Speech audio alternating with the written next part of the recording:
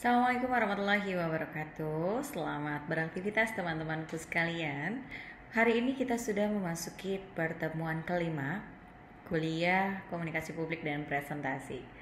Dan hari ini kita akan membahas mengenai presentasi yang menarik. Gimana sih caranya agar presentasi kita menarik audiens? Ada 3 faktor agar presentasi kita bisa menarik audiens. Yang pertama, mulai dari konten. Yang kedua, mulai dari desain dan juga bagaimana kita mendeliverikan kepada audiens, atau bagaimana caranya supaya kita bisa membawakan materi tersebut kepada audiens. Kita akan membahas mengenai konten terlebih dahulu. Jadi, teman-teman, untuk dari segi konten adalah segala sesuatu yang berkaitan dengan isi presentasi Anda semua.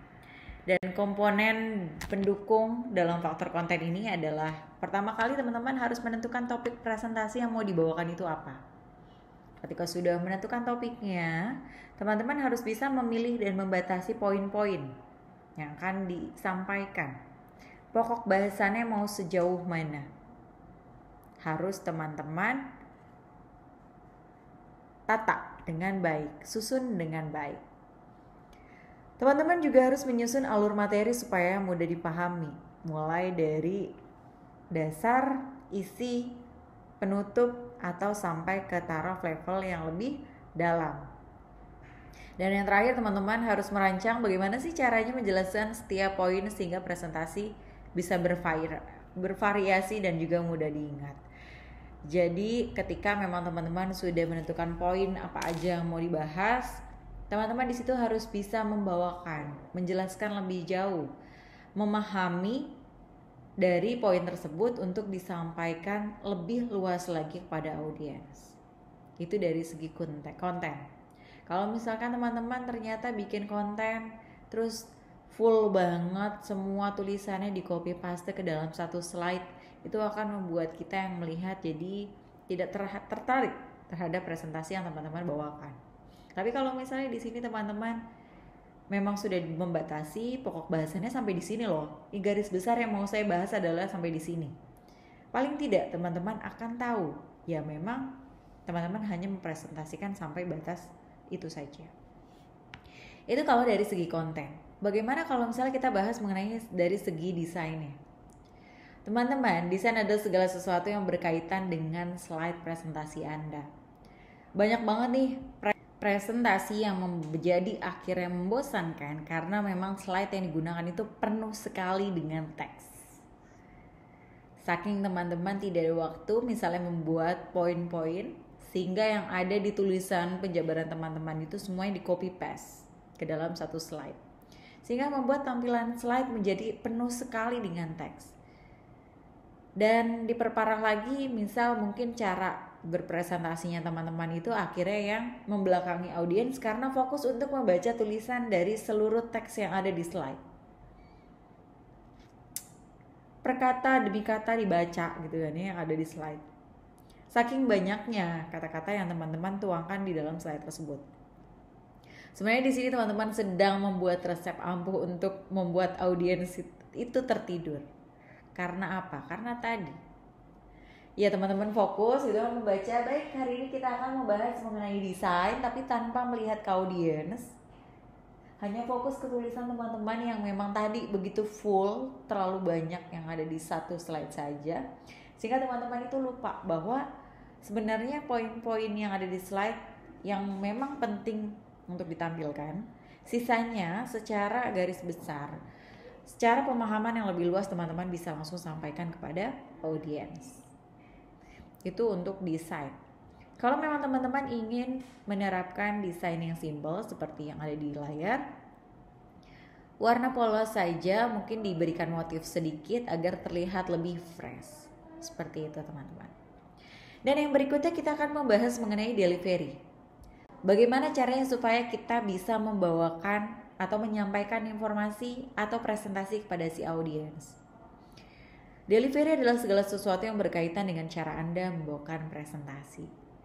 Jadi mulai dari teman-teman masuk ke ruangan, mau presentasi itu sudah menunjukkan bagaimana teman-teman akan melakukan audiensi. Kira-kira bahasa tubuh yang akan teman-teman perlihatkan seperti apa? Apakah teman-teman siap pada saat ini melakukan audiensi dan lain-lain? Dan juga intonasi suara, kalau misalnya teman-teman pada saat audiensi ternyata intonasi suaranya itu flat, baik teman-teman, hari ini saya akan mempresentasikan mengenai delivery. Delivery di sini adalah segala sesuatu yang berkaitan dengan cara Anda membawakan presentasi. Tidak ada intonasi atau penekanan di dalam presentasi, itu akan membuat boring si audiens atau orang yang mendengarkan. Tapi kalau misalnya teman-teman menggunakan intonasi, dimainkan agar orang yang mendengarkan ini tertarik terhadap apa yang ingin kita presentasikan, itu jauh akan lebih bisa mensukseskan teman-teman pada saat presentasi. Yang berikutnya adalah interaktivitas dengan audiens. Nah, di sini teman-teman pada saat presentasi pun jangan hanya melulu memikirkan saya ingin menyampaikan informasi, selesai. Tidak. Teman-teman di sini harus ada interaksi. Harus ada paling tidak yang bisa dijawab oleh audiens. Ada komunikasi dua arah walaupun hanya sesekali. Mengajak audiens untuk berpikir, sebenarnya apa sih materi yang akan kita sampaikan? Misal di tengah-tengah presentasi teman-teman, baik sampai di sini mungkin ada yang mau ditambahkan dari fitur-fitur yang barusan saya sampaikan, silakan Bapak Ibu saya berikan kesempatan. Ataupun mungkin di sini Bapak Ibu ada yang mau memberikan saran. Kira-kira fitur ini mau ditambahkan apa ya? Jadi buatlah si audiens ini berpikir untuk membagi ide mereka, membagi kisah mereka terkait apa yang ingin kita informasikan atau apa yang sedang kita informasikan di dalam satu slide presentasi. Itu untuk interaksi kepada audiens. Dan yang keempat, teman-teman harus tahu bagaimana sih caranya untuk menangani hal-hal yang terjadi dalam presentasi. Misalnya dalam penguasaan audiens, situasi dan juga peralatan. Kira-kira misal teman-teman pada saat mau next ke slide berikutnya, sedangkan teman-teman ada di tengah gitu kan ya presentasinya, jauh di sana laptopnya, teman-teman gak bawa si pointer untuk next si slide-nya, apa yang harus teman-teman lakukan? Ataupun mungkin misal teman-teman mau presentasi ternyata nggak bawa laptop, lalu teman-teman ingin membagi file kepada orang yang memang membawa laptop, kira-kira teman-teman harus apa? Dan kalau misalnya ada audiens yang memang tidak bisa puas terhadap presentasi kita atau audiensi kita, biasanya akan ada tanya jawab yang memang sampai ke dalam materi kita, bahkan bisa lebih jauh terhadap materi yang kita sampaikan. Nah, bagaimana caranya supaya kita bisa menguasai audiens tersebut? Kita harus punya statement. Kira-kira pada saat kita menyampaikan informasi A, kita menyampaikan presentasi A, ini pertanyaan yang muncul nanti pada saat Q&A apa ya? Terus kalau misalnya ada pertanyaan ini, kira-kira saya jawabnya harus seperti apa ya? Jadi di sini teman-teman harus bisa punya cara untuk menangani hal-hal tersebut. Terus kalau misalnya ada orang bertanya ini, saya mau praktekannya gimana ya? Jadi gitu teman-teman.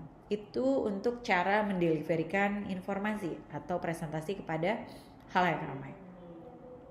Teman-teman juga harus memperhatikan ini nih, gestur ya. Jadi ketika membawa presentasi, kita itu jangan pernah membawa barang yang tidak diperlukan ketika maju presentasi. Ada mungkin dari kita yang memang selalu terbiasa membawa handphone pada saat dalam kegiatan apapun, maju ke depan pun bawa handphone, ditaruh di saku blazer misalkan, padahal itu tidak digunakan, tapi akan membuat orang yang melihat seperti terganggu karena memang ada barang yang misalnya, dia handphonenya ini loh, menjadi pusat perhatian, fokus orang jadi berubah, bukannya ke audiensi kita, tapi lebih ke apa yang kita kenakan. Kalaupun memang ternyata misal kita membawa spidol, kita membawa sesuatu ataupun mungkin kotak atau tas yang tidak diperlukan, kalau bisa jangan dibawa.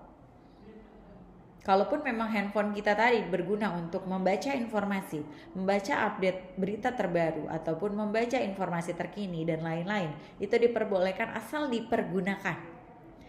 Jadi jangan sampai teman-teman udah bawa barang, bawa benda sesuatu tapi tidak digunakan pada saat presentasi. Nah, teman-teman juga tidak boleh melakukan dan menunjukkan bahasa tubuh yang tertutup. Kalau kita lihat di layar, di situ ada seperti sedang melakukan ini ya, gaya seperti ini. Ataupun mungkin kalau laki-laki maju ke depan, ataupun mungkin beberapa wanita juga nggak sengaja tangannya ke bawah lalu menutupi bagian bawah. Ataupun mungkin teman-teman nggak sengaja juga memasukkan tangan ke saku. Itu juga teman-teman sedang menunjukkan bahasa tubuh tertutup. Walaupun mungkin bukan teman-teman ingin melakukan hal tersebut, tapi merupakan suatu kebiasaan, itu juga bisa jadi.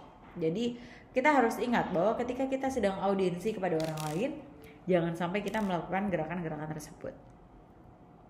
Teman-teman harus bergestur secara natural, lebih besar dari biasanya.